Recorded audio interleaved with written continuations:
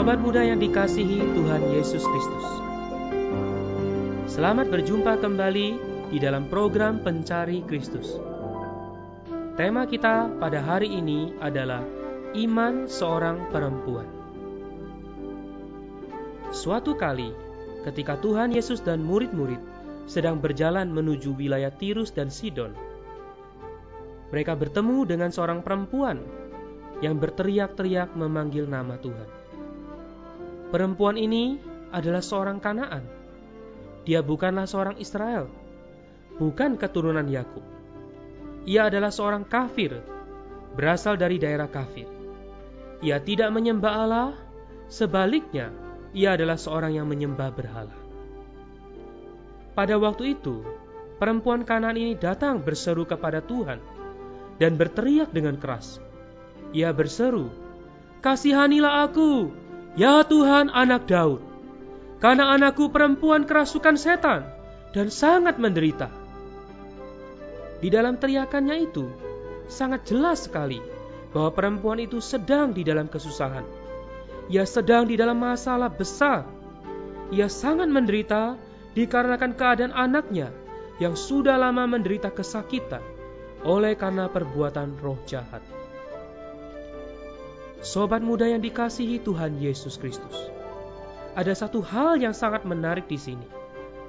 Perempuan Kanaan ini memanggil Tuhan Yesus dengan sebutan, "Ya Tuhan, anak Daud." Entah dari mana ia mendengar tentang Tuhan. Sesuatu yang sangat ajaib. Ia bukan seorang yang menyembah Allah Israel. Ia bukan seorang Israel. Tetapi ia bisa memanggil Tuhan dengan sebutan yang demikian. Ini membuktikan bahwa berita tentang Tuhan Yesus dan segala yang telah dilakukannya telah sampai kepada wilayah-wilayah lain di luar Israel. Perempuan itu pasti sudah mendengar tentang Tuhan Yesus dan segala perbuatannya yang ajaib dan penuh kuasa. Sobat muda yang dikasihi Tuhan Yesus Kristus, ketika perempuan itu berteriak-teriak, Tuhan sama sekali tidak menanggapinya. Tuhan kelihatannya sama sekali tidak peduli. Lalu murid-murid Tuhan merasa sangat terganggu sekali dengan teriakan perempuan itu.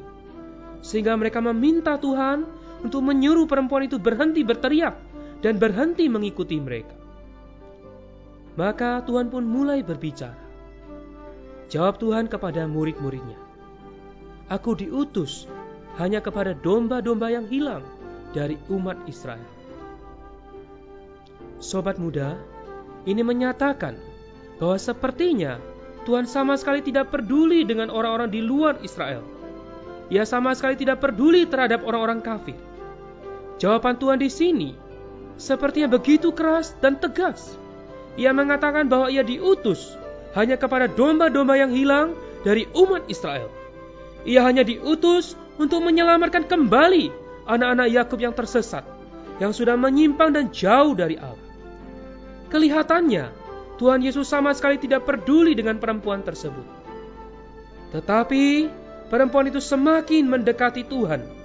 Ia tersungkur menyembah kepada Tuhan. Ia memohon kepada Tuhan untuk menyatakan kemurahan hatinya, untuk membelas kasihaninya, agar Tuhan bisa menolongnya menyembuhkan anaknya.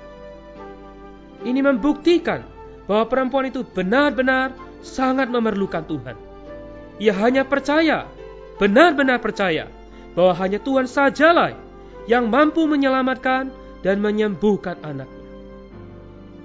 Dan ketika perempuan itu terus memohon pertolongan Tuhan, Tuhan menjawabnya dengan jawaban yang begitu keras. Tuhan berkata, "Tidak patut mengambil roti yang disediakan bagi anak-anak dan melemparkannya kepada anjing." Jawaban ini kelihatannya seperti sebuah sindiran, begitu menyakitkan hati.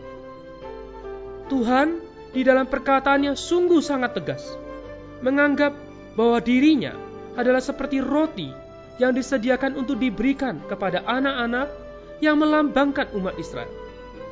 Roti yang hanya disediakan bagi umat Israel untuk dimakan, dinikmati oleh umat Israel. Bahkan Tuhan mengumpamakan bahwa orang-orang di luar umat Israel adalah sama seperti anjing, binatang yang najis dan sangat kotor. Ia menyamakan perempuan itu dengan seekor anjing, karena ia memang bukan keturunan Yakub. Ia seorang kafir, seorang yang kotor, seorang yang najis. Perkataan Tuhan begitu sangat keras, begitu menyakitkan kelihatannya. Tetapi perempuan itu dengan rendah hati menerima jawaban Tuhan. Ia menjawab Tuhan, "Benar Tuhan." Namun anjing itu makan remah-remah yang jatuh dari meja tuannya. Perempuan itu sadar bahwa ia adalah seorang yang najis, seorang yang kotor, tidak layak mendapat bagian di dalam keselamatan yang Tuhan telah sediakan bagi orang Israel. Mendengar perkataan Tuhan yang keras, ia tidak sakit hati, ia tidak undur. Malah ia dengan rendah hati mengakui bahwa ia memang adalah anjing, begitu najis, begitu kotor, penuh dengan dosa. Jawaban perempuan itu sungguh menggerakkan hati Tuhan. Sehingga ketika Tuhan mendengar perkataan perempuan itu, Tuhan pun menjawab, "Hai ibu, besar imanmu, maka jadilah kepadamu seperti yang kau kehendaki." Dan seketika itu, sembuhlah anaknya seperti yang Tuhan katakan. Sobat muda yang dikasihi Tuhan Yesus Kristus, potongan ayat dalam Injil Matius pasal 15 ayat 22-28 ini memperlihatkan kepada kita seorang perempuan yang penuh dengan iman, percaya bahwa hanya Tuhan Yesuslah yang mampu menolongnya. Sebelum ia mendengar tentang Tuhan dan segala perbuatan yang ajaib, mungkin banyak kali ia telah berusaha dengan keras untuk menyembuhkan anaknya. Usaha serta uang mungkin telah banyak ia keluarkan untuk bisa menyembuhkan anaknya. Tetapi semuanya itu sama sekali tidak berhasil. Semuanya gagal. Sampai ia mendengar bahwa hanya Tuhan Yesus, anak Daud, yang mampu menyembuhkan anaknya itu. Mungkin sudah lama ia menunggu untuk bisa berjumpa dengan Tuhan, berharap Tuhan bisa menolongnya. Puji Tuhan, selama penantiannya yang entah berapa lama itu, akhirnya ia berjumpa dengan Tuhan. Dan ketika ia melihat Tuhan, ia langsung mengambil tindakan.